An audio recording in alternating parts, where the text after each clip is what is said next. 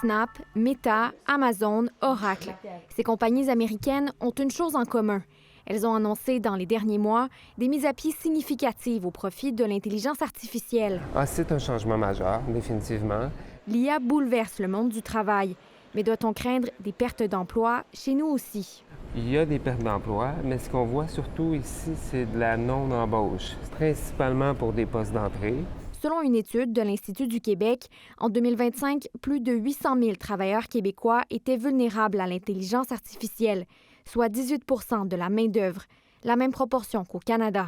Ça se peut qu'il y en a qui ont prévu, dans certaines conventions collectives, qu'il y a des clauses par rapport à l'avancée technologique pour assurer de garder le plus d'emplois possible. Mais dans la loi en général, pour l'instant, il n'y a absolument rien qui protège un travailleur non syndiqué. We need laws, regulations, and public programs that protect workers.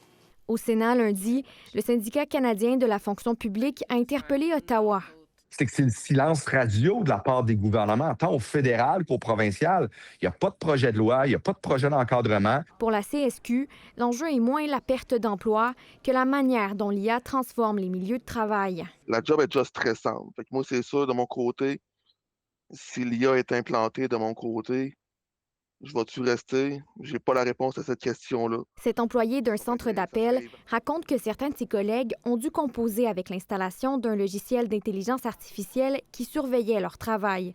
On va aller voir ça. La compagnie Burger King, notamment, prévoit implanter un programme similaire au Canada. Par la surveillance, on collecte des données qui vont être utilisées après pour des fins de gestion.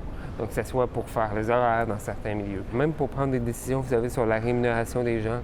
À l'aube d'une campagne électorale au Québec, les syndicats demandent des balises claires pour encadrer les changements majeurs qui s'opèrent dans le monde de l'emploi.